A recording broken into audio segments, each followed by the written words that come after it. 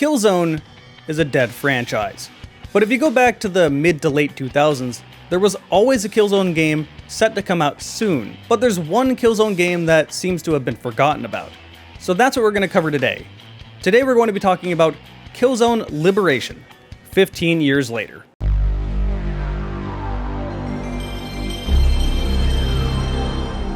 Hey everyone, as always Jarek here, and I really enjoyed the PSP. In fact, here it is. This is the same one I used back in the day. It still works, although admittingly I mostly use it nowadays for emulation. But I really enjoyed this thing, and I have to explain the context surrounding the PSP and why it was such a big deal to me. Now, up until this point, all we really had were Nintendo handhelds. And those are fine, I still love Pokemon, but that doesn't really advertise towards my target demographic, and that certainly didn't push anything graphically when it comes to handhelds. To someone that was sitting at home playing Half-Life, Halo, Fear, Nintendo's handhelds probably weren't going to grab them. And that's why I was so excited when Sony announced the PlayStation Portable. Come out and play! I can't! I'm playing Nut!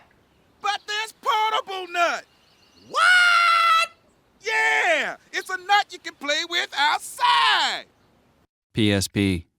It's like a nut you can play with outside. However, the launch of the PlayStation Portable was when I was 14 years old, and my family didn't have a lot of money, so all I could really do was sit there and just hope that one day I would get one. Well, as it turns out, one of my friends didn't really care about his PSP too much and preferred his Nintendo DS, so he was trying to sell it. And I convinced my father to buy it for me, obviously at a cheaper cost. And that is the same exact PSP from back in the day. This is the used PSP I bought for my friend that still works 15, 16, 17 years later. It's been a while. In fact, I still have this case full of PSP games and all the boxes that the games came with, including this one, Killzone Liberation. Let's take a quick look inside here just for nostalgia's sake. Oh, there's some Burnout Legends, SSX on Tour, Twisted Metal Head On, man, that's a franchise I haven't seen in a long time. And hey, would you look at that? Killzone Liberation. So yeah, I really enjoyed my PSP. Although the one question I still have to this day is, why did they not put a second analog stick on this thing? It would have more than enough space to fit. And for that reason is why Killzone Liberation is not a first-person shooter. It is a top-down isometric shooter. But to me that makes it all the more interesting because they had to take a first-person shooter and change it to an entirely different genre while remaining truthful to the original game.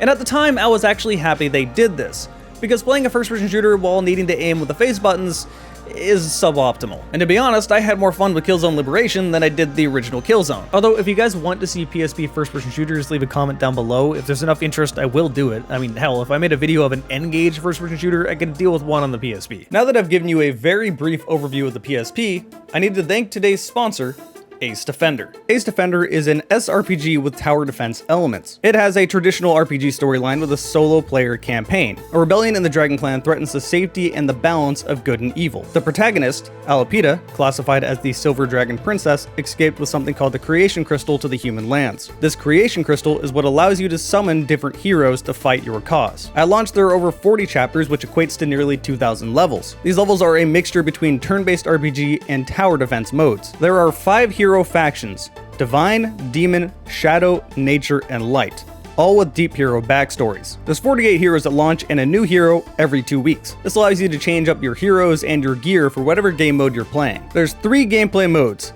Expedition, which is the solo story campaign, PvE, where you explore dungeons and regions, engage in trials, level up your heroes, and collect rare items, and then PvP, where you can compete with people either cross servers or in your server with multiple lineups. If you download from this link, once you reach level 10, you will get 150,000 gold, 700 diamonds, 7 royal recruit tickets, 50 blue hero fragments, 50 rare random equip fragments, and a legendary hero, Lipez. Again, if you want to try this game out for yourself, it is free. Check that link down below in the video information or in the pinned comment. And of course, a big thanks goes to Ace Defenders. And before we get back to the video, I got a real quick giveaway. I'm giving away keys to Dread Templar. I have like 5 keys for it, and it's a genuinely good game, so I do want to give it away. All you need to do to enter is comment, like, and subscribe I choose the comment just on whatever tickles my fancy. It could be funny, I could just like the comment, and I will give you your key. After a week, I will just choose the comment, reply to you, and then give you your key through Twitter or Discord or whatever is easiest for you. Okay, back to the video. First things first, I did not play this game on this PSP. There's no way to get recording from a PSP, so I used an emulator called PPSSPP. That's what it's actually called. It's also why this game looks so clear. I'm playing at an internal resolution of 1920 by 1088. Almost exactly 1920 by 1080. This is about 4 times the original resolution of the PSP, so textures are going to look cleaner, and in general, it's just going to look better than it did on the original screen. Although the screen for the PSP is pretty small and still looked pretty good for what it was back in the day. I mean, I really can't stress where we were with graphics at the time. Nowadays, you can literally emulate PSP games on your phone, and almost everyone has something powerful enough to do that in their pocket. But back then, this was entirely new. I mean, as a kid, that's like having a PS2 in your pocket, and that's just insane. But anyway, yes, I am playing this on an emulator using a controller. So I guess we can go to graphics here, and as I already said, graphically this looked really good for a handheld. Nowadays, I don't think it's one of the best looking PSP games, but it certainly holds up. Practically all of these assets in this game were from the original Killzone game, including the audio and the textures. A part of my brain tingles when I hear a Helghast death noise. I don't know what it is.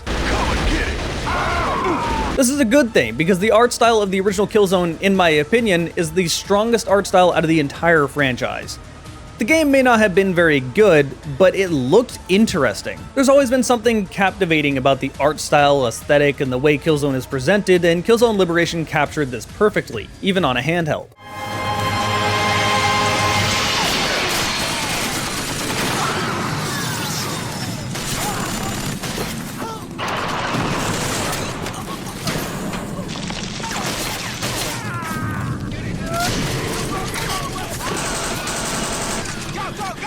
Defenders of the Helghast dream, now is our time!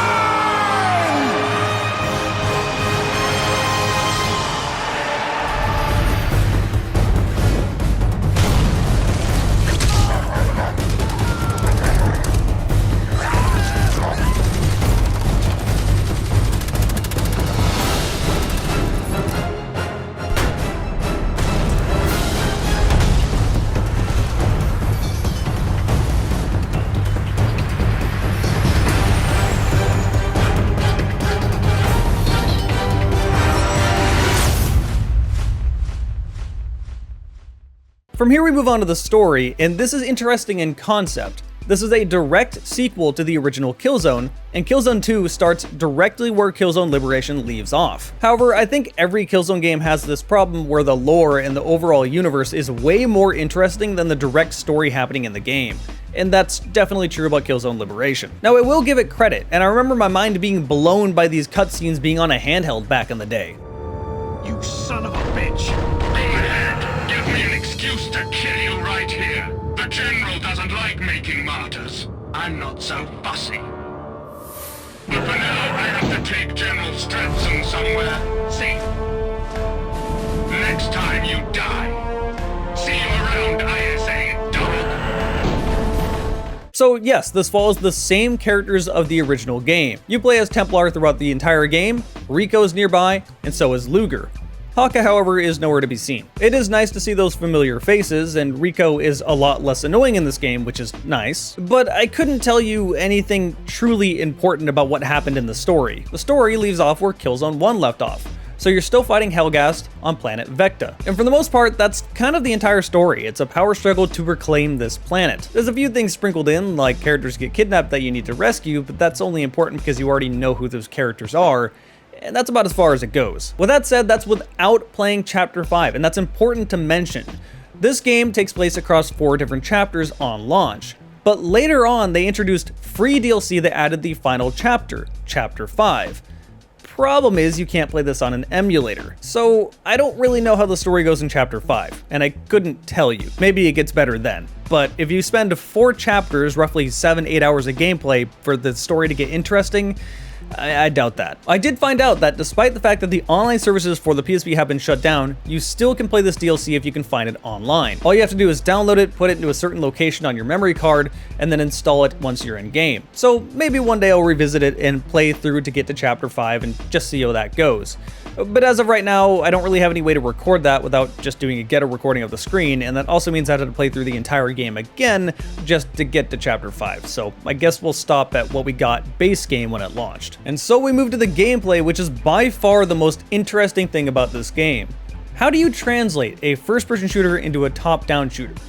Well, I think they actually did a pretty good job. Again, I need to reiterate, the PSP does not have 2 analog sticks, so this is not a twin-stick shooter. The entirety of your movement and aiming is done with 1 analog stick. This has mixed results, but overall it did a pretty good job. The game has pretty generous aim assist, where it more or less locks onto the enemy that you're looking at. It's not a true lock on though, and sometimes this can be a bit fiddly and just not work. Holding down left trigger will lock you looking one direction so you can strafe backward while you're shooting at an opponent. Pressing right trigger will make you crouch and show a laser for more precise shooting. This also lets you duck behind cover, which is very important in this game. If you press left and right trigger at the same time, it will let you target things in the environment like barrels. The face buttons just do basic things: square to shoot, triangle to reload, X to interact, circle to throw grenades. Overall, it's a very simple control scheme that for the most part works, but occasionally can be very finicky and just sometimes get you killed for seemingly no reason. Still, it's a lot less frustrating than one would assume, and you get used to it pretty quick. I only occasionally swore at the game for getting me killed. I mean, that counts for something. To me, one of the most interesting things about translating a first-person shooter to a top-down shooter is how they'll change the guns. For the most part, they did a pretty good job. The standard ISA assault rifle is a burst weapon that's fairly accurate and does a decent amount of damage. This will be your starting gun that you get right from the beginning of the game. Unfortunately, you can only carry 1 gun on you and you don't have a backup, which is really lame. The Hellgas assault rifle is fully automatic, but less accurate, but it does more damage. There's a machine pistol that's incredibly inaccurate, but sprays out bullets and reloads quickly. There's a very strong and accurate revolver, which is nice. There's a crossbow that shoots explosive bolts, and it's kind of poop, to be honest. It takes too long for these explosive bolts to blow up, and in general just isn't that great. Keep in mind, you don't have a secondary, so it's not like you can whip this thing out, shoot it once, and then keep shooting at him with another gun. No, you're just stuck with this thing. That said, it's one of these weapons where the AI is way better with it than you are. It's kind of like the SPAS 12 in Vegas, how it suddenly becomes a shotgun sniper in the hands of a terrorist, but to you it's just a shotgun. And speaking of shotguns, for whatever reason, they decided to turn the 8-round pump-action shotgun of the original Killzone game into a 2-shot shotgun that's semi-automatic.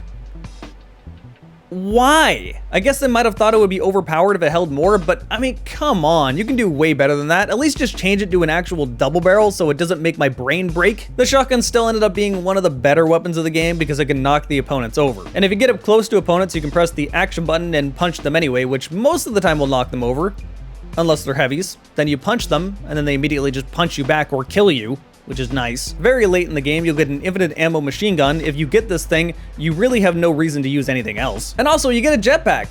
Yeah, this was not a game I expected to get a jetpack in, and I don't remember this at all. This jetpack takes up your weapon slot, which is interesting, and has a gun of its own, which has infinite ammo, and never overheats.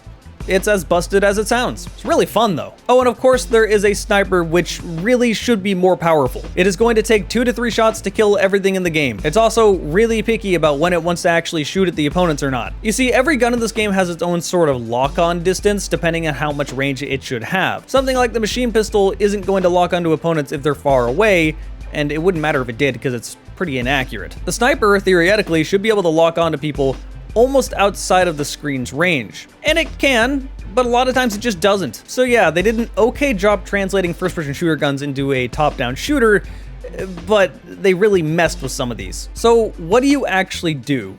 For the most part, you're just going from point A to point B, killing everything in your path. Occasionally you have to hold X long enough to blow something up, and then every once in a while you'll get into a vehicle, and surprisingly these are pretty fun. The 2 vehicles you can drive are a tank and an airboat. They both have the same controls. Press X to go forward, triangle to go back, square to shoot your machine gun, circle to shoot your heavy gun. Your machine gun always shoots forward in front of the gun, and the heavy gun, which is normally artillery, can be aimed using the left and right trigger. These all will lock on, so it's very easy to see what you're shooting at, and it's very easy to shoot what you want. I actually almost found the vehicles to be easier to use than the regular controls. Unfortunately, you can't repair vehicles, so once they take a certain amount of damage and blow up, well, they're just gone. That said, you only drive vehicles twice throughout the entire campaign, so that's not that big of a deal. So most of this is pretty positive up until this point, and in a way it is.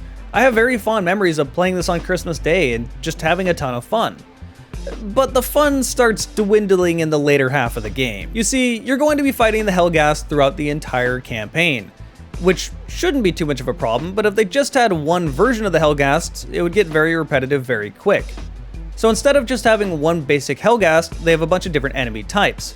Some of these heavies become very prevalent later in the game, and it gets very annoying. For Chapter 1 and 2, you're fighting the basic soldiers, and to be honest, this is the most fun I had in the game. They're not very bullet spongy, they come in waves, you can get rid of them fairly quickly. However, they still do a decent amount of damage to you, so it doesn't feel like you're overpowered or anything. I can even deal with the snipers, because that's an interesting challenge in a game like this. Then you have other units, like for example, a unit that exclusively throws grenades non-stop, and if you get up close to him, he just stabs you with a knife, which pretty much instantly kills you or takes a large amount of your health away. And the moment he starts stabbing you, you're basically locked in that animation. You're just gonna die. You can't really avoid it. These guys are priority number 1. They are a pain in the ass. You need to get rid of them. And of course, later on, you get the predictable bullet spongy enemy with a heavy machine gun that is also another priority. And all of this is fine in moderation. You need different enemy types to keep it interesting.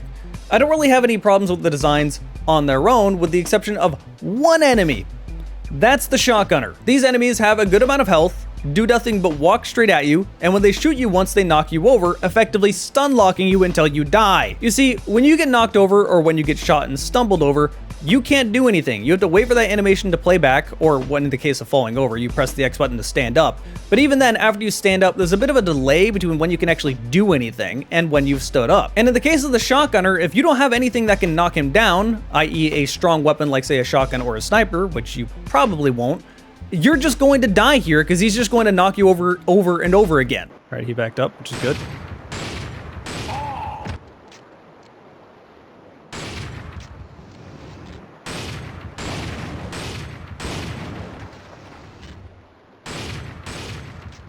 Oh fuck, what the heck?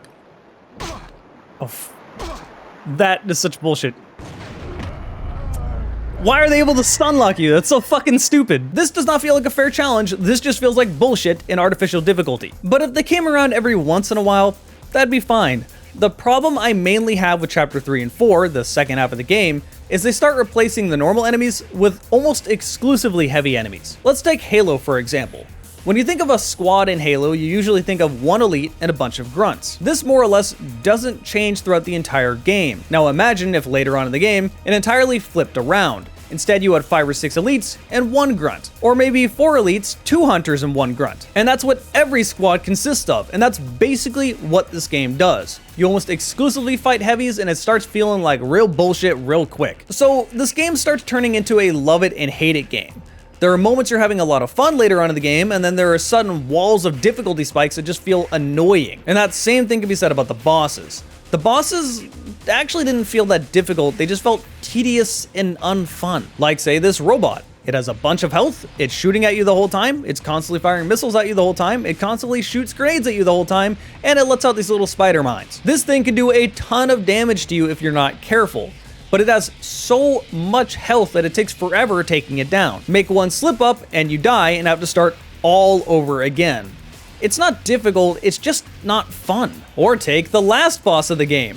Fuck this guy. This guy has a ton of health, is constantly firing grenades at you so you can barely get shots in, and is a multiple stage boss with no checkpoint in between the stages. So if you just spent the last 20 minutes fighting this boss just to die when he has 20 health on the last stage, do it all over again, bitch! Again, it's not difficult, it's just not fun, it ends up feeling annoying. And that's the best way to describe this game. It has very high highs where I'm really enjoying myself, and then it really dips low. Nothing quite kills a moment in a game as bad as artificial difficulty, and this game loves to do that. Every once in a while, you do get a friendly AI you can command around to help. That friendly AI is going to either be Rico or Luger. Rico is not really much of a problem. He has a big machine gun, he has a lot of health, and you can command them to do whatever you want. You can tell them to get on a turret, you can tell them to take cover, you can tell them to attack a certain enemy. All this is done by just pressing up on the D-pad, going to what you want them to do, and pressing X. While you're doing this, everything slows down, so it's very easy to do this. If he happens to go down, you can walk up to him and use a syringe, which will revive him. Syringes are a resource you'll have to get more of, and you can only carry 2 or 3 at a time, so it's not like you can just keep reviving him at no cost. And you get these syringes throughout pretty numerous boxes throughout the game. These boxes give you new guns, more grenades, more health, etc, etc. In the case of Luger though, you kind of have to babysit her a little bit more.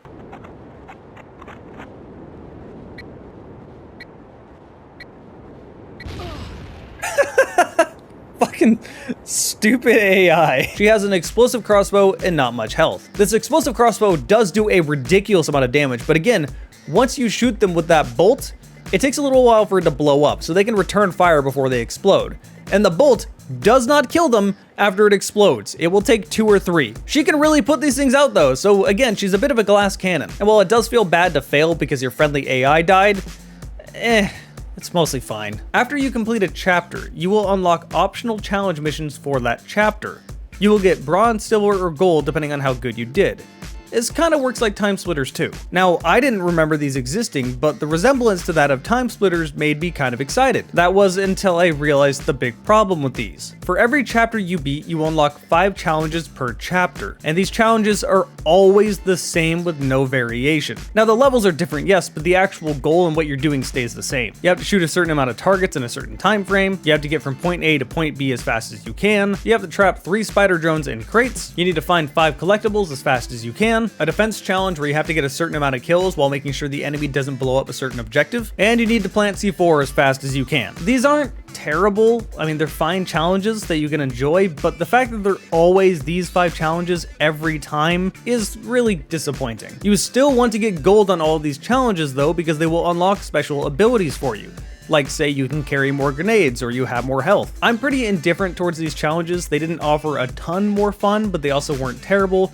But again, you have to do them to get the special abilities. Aside from this, there did have multiplayer in the sense of deathmatch and stuff like that, and they also had a campaign co-op, which is just the campaign, but co-op. Unfortunately, nowadays, this isn't an option anymore. So, in conclusion, I have pretty mixed opinions on this game.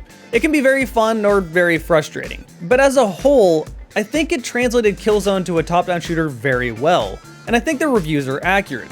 Most reviews back in the day gave it around a 7 out of 10, and I think that's right. It's not the best game on the PSP, but I do think it's fun enough to go back to, and if you enjoy Killzone, I think it's an interesting thing to play. The PSP Emulator, PPSSPP, is pretty easy to get going. You download it, run an EXE, find the ISO of the game, and there you go, you're playing. I didn't even have to set up my controls, it just automatically recognized my controller. The one thing I would say to do though is to change the rendering resolution from auto to 4 times, that would be 1920 by 1080. I had a 1440p screen, so while it was set to auto, when I made it full screen, it was trying to render it 8 times the original resolution, and it just wasn't running well. But once I put it to 1920 by 1080, it totally fixed that. But do keep in mind the main menu is really difficult to run, a lot more difficult to run than the actual game, so if you're noticing some odd lag in the main menu, don't worry about it. So yeah, that's Killzone Liberation. It was a successful adventure into a top-down isometric shooter in the Killzone franchise, and it's a shame that it's forgotten. That also means that I only have 1 Killzone game to cover, and unfortunately, I don't have any way to do so. There was a Killzone game on the PS Vita called Killzone Mercenary. The problem is, I don't have a Vita, but that's not actually the problem. I could go buy a Vita and then spend extra money for the proprietary memory card, Sony why, but then I wouldn't have any way to record it without sending it to someone for a capture card, and that's even more expensive and not ideal. Those of you in the know have probably already said, yeah, but what about the PS TV? You can totally record your screen using that. Problem is, you can't get that anymore. The PS TV was not selling, and I remember a time when they were trying to get them off the shelves because no one would buy it. At that time, they were only $20. Now, my thought process at the time was, why would I bother buying it if I could get an actual handheld with the Vita and just, it would be more comfortable. That's what I would prefer to do. So I ignored it. Well, now you can't find the PS TV for under $300, and my only thought is, god damn it, why did I not buy this back in the day? So yeah, unless the PS Vita emulator suddenly gets a lot better to where it would be a proper way to play through Killzone Mercenary, I just don't have any way to record it. or unless someone really wants to loan me theirs. So for now, I have covered Killzone 1, Killzone 2, Killzone 3, Killzone Shadowfall, and now Killzone Liberation. Maybe one day I'll be able to cover Killzone Mercenary. I know a lot have asked, so I figured I'd explain why I haven't yet. But that should sum up everything I wanted to say. I want to give a big thanks to everyone that joined me on Twitch while I was streaming this game. My Twitch is twitch.tv/Jericho4GamingDragon. If you subscribe, you get to see my videos ahead of time. Another big thanks goes to my sponsor, Ace Defender. Check that link down below in the video information if you want to try it out for free. And I want to give a big thanks to you for watching this video.